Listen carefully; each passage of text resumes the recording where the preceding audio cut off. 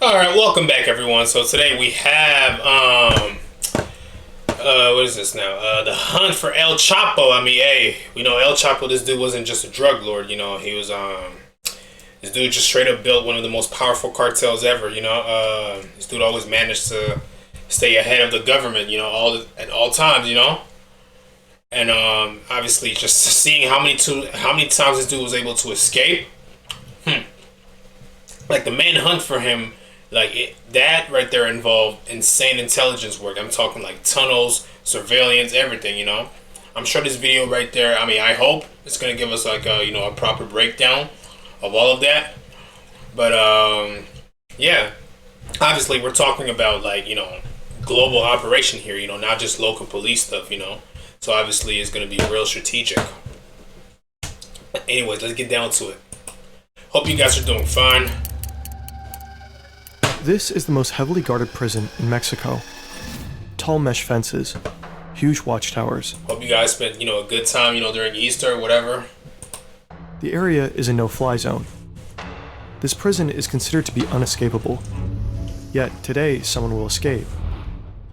This someone happens to be the world's most powerful drug lord, El Chapo. Unescapable, they said. He won't use any violence, nor will he climb over the fence. All he will do is walk into his shower and disappear. This is the story of how El Chapo became one of the most successful drug dealers in the history of mankind, how he was hunted by authorities for decades, and how he escaped them over and over again.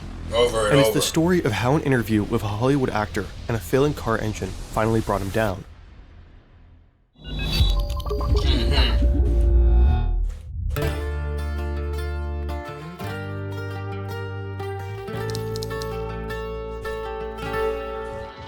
Joaquin Archivado Guzman Loera was born on April 4th, 1957, in a poor family in a poor neighborhood, the village La Tuna in Mexico's Sierra Madre Mountains.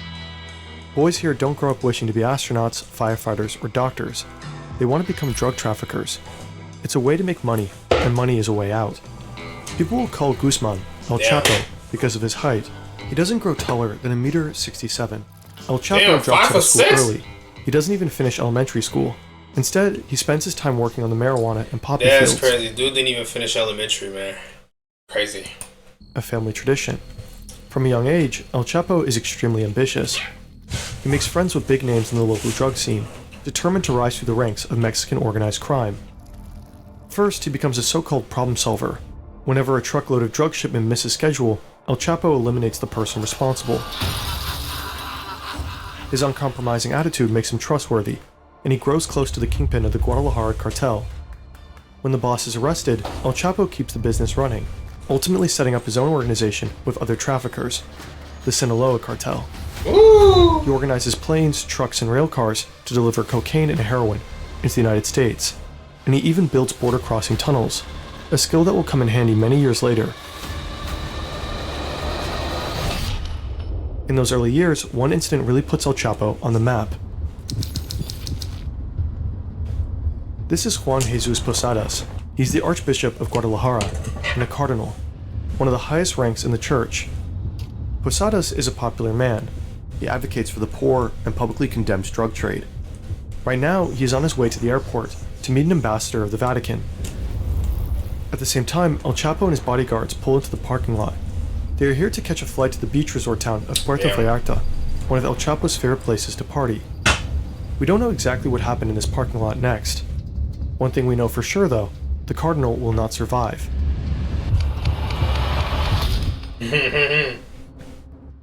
This is the official version. These brothers run a drug trafficking operation out of Tijuana. They are at war with El Chapo and his cartel. They fight over drug running territory, and somehow they get wind that El Chapo is going to be at the airport that day. So one of the brothers and a group of gunmen rush there to ambush him. When they spot him and his bodyguards, they step out of their cars and open fire. El Chapo and his men run toward the terminal building, taking cover behind cars in the lot. It's raining bullets, but somehow they manage to escape without getting hit. The failed assassination leaves 7 people dead, among them the cardinal. 7! This is the version of events that authorities will publicly report. Posadas was caught in the crossfire. Wrong time, wrong place. But there are doubts about this story. His death doesn't appear like a coincidence. Forensic experts will later say it's likely that the gunman killed the cardinal deliberately. He was shot 14 times from close range. Damn. Later, the officials suggest that the gunman had mistaken the cars. El Chapo regularly drives a white Mercury Grand Marquis, the same model Posadas sat in that day. The gunman thought it's El Chapo's car and opened fire. But the cardinal wore his robe when he was shot. He was not dressed at all like a drug lord. If the gunman killed him at a close range, how could they have confused him with El Chapo? Yeah, what? Years later, the successor of Posadas will make a serious accusation. He claims the murder of the cardinal was a crime of the state. Se trató de un crimen de Estado, perpetrado por la Policía Judicial Federal, es decir, por la Policía de la PGR. He believes the police carried out the killing for the Mexican government. Wow. Posadas had accused government officials of having ties to these cartels. Up to this day, it remains a mystery. What really happened in 1993 at Guadalajara Airport? Damn. This is El Chapo's wife, his sons, and one of his closest partners. Just 2 months ago, El Chapo was captured and brought to Altiplano Maximum Security Prison. Now the group is working on a plan to get him out. They begin by acquiring an old property 1 kilometer away from the prison. Next, they buy an old warehouse nearby.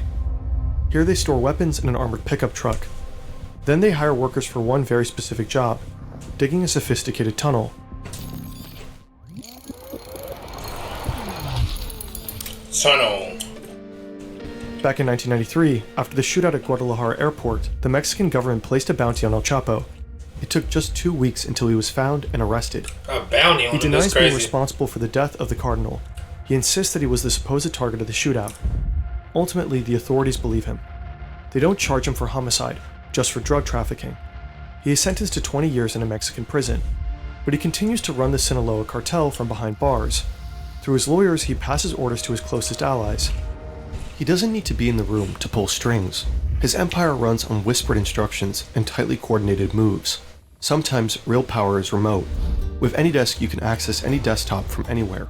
It works with all the major platforms: Windows, Mac, That's iOS, crazy, bro. Linux, what have you. Completely Crazy promotion, secure bro. and with top-notch performance. AnyDesk is a perfect tool if you want to work in sunny Mexico for a bit, without taking your huge desktop with you. People in our team literally use it all the time. Anyways, Way, across any setup, anywhere. In 2001, El Chapo has enough of life in prison. Also, the Mexican Supreme Court just approved a law that makes it easier to extradite criminals like him to the US. Time to get out. The official version of his first prison escape is spectacular. He supposedly bribes a guard who helps him climb into a laundry cart. The guard then pushes the cart out of the cell, down the hallways, and through an unguarded gate to the parking lot. El Chapo jumps out and climbs into the trunk of a car. The guard gets in and drives to the outer prison gate. After a quick search, the car is waved through. Nobody checks the trunk. But again, that's just the official story. wow. Several authors and journalists don't buy it. One argues that the prison's checkpoints were equipped with heat and motion sensors, capable of detecting any living creature, even a cat. That means the alarms would have gone off. Instead, the journalists suggest that El Chapo may have left the prison dressed in a police uniform, escorted by other corrupt officers. One way or another, systemic corruption likely played a role, and El Chapo put his newly won freedom to use. What the hell? Bro. Hi, my name is Tami, and I would like to give you a few reasons why you should consider dating a young Asian lady. Bro, what? Okay. Like, that's crazy, bro. Like that means like for In the that following means he years, must have had like inside help, you know. Inside help had to be involved, you know, for this escape, because there's no way this happened solo, man. The Mexican cartel landscape changes dramatically. In 2002, the leader of the Tijuana cartel is killed in a shootout with police. One of the brothers who had supposedly tried to assassinate El Chapo at the airport. A year later, the leader of the Gulf cartel was arrested. 2 major cartels are now without leadership. El Chapo sees an opportunity. He pushes into Tijuana and Gulf territory, triggering brutal fighting. Nuevo Laredo, an area along the US-Mexican border, practically turns into a war zone. Former forces of the Mexican army begin working for El Chapo. They clash with what's left of the Gulf cartel, whose core fighters were partly trained by the US.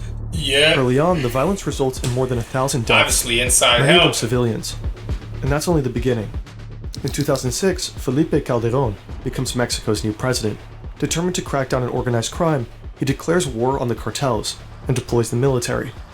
the violence escalates dramatically. Between 2007 and 2014, this over is crazy. 160,000 Like this is bigger than just one man. Like that is infrastructure right there, man. At this level, it's basically a corporation, man, not just a cartel, man. Died in the course of the war on drugs in Mexico. In these years of bloodshed, El Chapo rises. He becomes the world's most wanted criminal, transforming the Sinaloa cartel into one of the most powerful criminal organizations in history. It becomes that just explains why he was so hard to catch. Like, it's just too many layers, bro. Damn it, bro. Chapo. top supplier of drugs to the United States: cocaine, heroin, methamphetamine, and fentanyl. El Chapo's cartel operates in 50 countries and generates billions of dollars in profits each year. Billions! In turn, El Chapo becomes extremely wealthy, eventually making Forbes' list of the world's billionaires. Wow. No wonder it's hard to keep Forbes him locked list, up. that's crazy. El Chapo's rescue commando needs to know the exact location of his prison cell, so they smuggle a GPS watch into his prison cell, disguised as a food item. Now the workers know in what direction they need to dig. Over the span of a year, they dig a sophisticated tunnel, a carefully planned complex construction costing approximately $5 million to make. Wow. The tunnel is 1.5 kilometers long and 1.70 meters high. It is reinforced by a wooden frame. There are lights and even a ventilation system. Like, that's crazy. That's where it gets crazy. Because escaping once is already wild enough. But, like, bro, multiple times, bro, that's crazy, bro. Like, the tunnel systems, man, alone, like, that alone shows you how prepared they were, man. Like, God, Tunnel creates a lot of dirt, so the workers build a rail system with a motorcycle adapted to it to move the dirt out of the tunnel. The construction is also supposed to function as an escape vehicle later on. But how did El Chapo end up in El Altiplano in the first place?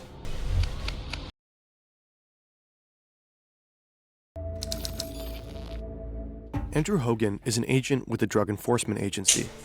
He wants to take down the most powerful drug lord on Earth, perhaps in history. Andrew. Currently, he's looking for allies, but he soon discovers somehow they're... Andrew Hogan is an agent with the Drug Enforcement Agency. He wants to take down the most powerful drug lord on Earth. Perhaps he probably made it his life mission, to take down that guy. In history. Usually it never ends well for these type of guys, in TV shows, movies, whatever. He's looking for allies, but he soon discovers somehow there is no task force, no team, not even a single federal agent assigned to the job of bringing El Chapo to justice. So he takes a Spanish class and prepares to move to Mexico. Meanwhile, one of Andrew's colleagues in the US manages to get the pin to El Chapo's BlackBerry, thanks to someone in his inner circle. He tracks down his phone to the holiday resort Cabo San Lucas. The colleague immediately calls Andrew. They're excited, and so they pass the information to the officials in Mexico. The DEA and Mexican police quickly head down to the place where El Chapo is supposedly hiding, but he's nowhere to be found. Next, they narrow down El Chapo's phone signal to one of 3 mansions, near the resort Cabo San Lucas. This time, it's a hit. He's there. But before the forces arrive, El Chapo just escapes through the back door. Somehow he makes it to an airstrip without being caught, and is flown to safety. Damn, bro. Again, escaping, bro? El Chapo always seems to be one step ahead. He constantly changes his SIM cards and phones, and simply outsmarts the authorities. One DEA agent supposedly said, the Mexicans couldn't catch El Chapo if he was standing at the fucking Starbucks across the street from the embassy. But Andrew Hogan doesn't give up. In May 2012, he moves to Mexico City with his family, and takes over the Sinaloa case. In the months that follow, he and his team begin intercepting members of El Chapo's inner circle. Bit by bit, they uncover the cartel's complex communication system, how often numbers are changed, possible code names, and GPS locations. Slowly, a picture begins to emerge. One day, El Chapo seemingly wants to meet an underling in person, and he sends one of his chauffeurs to pick him up. Hogan tracks his phone. The chauffeur finally arrives at a place in Culiacan. The signal leads to a group of 5 houses. Hogan organizes a capture operation with dozens of Mexican Marines, helicopters, and trucks, and he joins the mission himself. They surround the property and storm inside. But once again, El Chapo is gone. Instead, they find a strangely placed bathtub covering the entrance to a tunnel that leads into the sewers of Culiacan. But this time, the Marines manage to stay on El Chapo's tail. 3 days later, they find out that one of his men had driven him to the coastal town of Mazatlan, to a hotel. The Marines enter the 4th floor of the hotel, They storm into room 401, heading straight for the bedroom. El Chapo is with his family. He barricades himself in the bathroom with an assault rifle. His wife pleads with the soldiers not to harm their daughters. Shortly after El Chapo surrenders, they got him. Damn, they got him. Andrew Hogan's job is done now. He caught the most. It's crazy when you look at these law enforcement strategies, man. It's like a chess match for them, you know, like intelligence versus counterintelligence, whatever, you know. Obviously, this is the type of stuff like you can't just brute force this, you know. You need patience and surveillance, man. Board a plane back to the U.S. Meanwhile, El Chapo goes to Altiplano. The U.S. is pushing hard for his extradition. This would likely be his doom, the end of his reign. Time for another tunnel. Time for another tunnel, another escape. The rescue team and the workers manage to locate the exact spot of El Chapo's cell shower. They build a 10-meter vertical passageway that connects the tunnel to the cell, including a ladder. All this digging and drilling creates a lot of noise. Several inmates are complaining, but the guards ignore them. El Chapo's rescue team manages to complete the 5 million tunnel directly into his prison cell, without anyone interfering. All that's left is breaking through the cell floor, and thus comes the day. El Chapo sits on his bed. A surveillance camera monitors him closely. The camera also records audio. You can hear television, the volume is turned up. But you also hear loud banging noises. Probably someone is breaking through the cell floor. Next, El Chapo begins to pace up and down in his cell. After some time, he walks to his shower stall, bends over, and goes back to his bed. He removes his shoes, sits for a second. Then he walks behind the shower wall and simply disappears. He squeezes through the hole in the ground. It's just 50 by 50 centimeters wide. 1 meter below, he finds footing on a ladder. He climbs down 10 meters into the ground until he reaches the tunnel. Someone is already waiting for him, likely his wife's brother. The rescuer sits on the motorcycle on rails. El Chapo climbs on behind him. Together they make the 1.5 kilometer ride to the other end of the tunnel. Crazy, bro. When they arrive, El Chapo and his companion climb up a small ladder through the exit shaft. They end up in an unfinished house, covered with construction material. An ATV is parked outside. They drive a short distance to a warehouse and switch to an SUV. Then they drive for 2 hours, until they arrive at an airstrip. A plane is already waiting. They board it and fly to Sinaloa. Like, that's crazy, bro. Look at this, bro. Look at how they set everything up for him, bro. Whoa. Bro, those tunnels are crazy, man. One of El Chapo's sons posts a tweet. "I'm doing fine here. You already know with whom." Attached is a photo, presumably with his father. The tweet is tagged with a location, Costa Rica. Wow. Costa Rica. It's basically freedom. It's a giant open universe where you can do. Let's back up for a second. Some things about this spectacular escape just don't add up. There's video footage of guards watching their screens as El Chapo disappears, yet it takes them 20 minutes to check his cell. They even wait a few more minutes before they finally enter and check the escape hole. Also, it seems unlikely that building such a tunnel truly went unnoticed, after all inmates actively complained about the drilling noise. A large majority of Mexicans believe the escape was an inside job. I mean, for Shortly sure, after El bro. Chapo's second What the prison hell? escape, the prison's warden and 2 other officials were fired. Next, 4 Mexican officials were charged.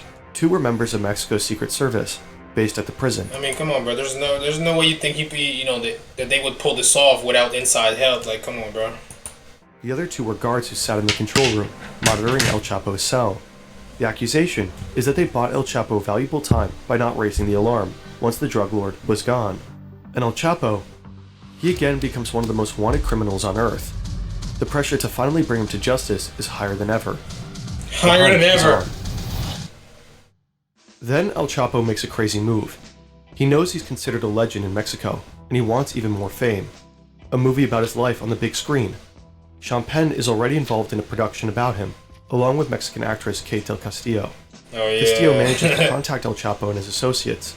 Finally, El Chapo agrees to meet her and Sean Penn in person to talk about the movie. No way. Along with Mexican actress Kate del Castillo. Because obviously Sean Penn, I know him, and then this actress, I do know her. She was the girl from, Queen of the South, I think. and he wants even more fame. A movie about his life on the big screen. Sean Penn is It's already crazy. involved in You're telling me he wanted more fame, but this is greedy as hell, bro. production about him, along with Mexican actress Kate del Castillo. Castillo manages to contact El Chapo and his associates. What the? How should she contact him? What the hell?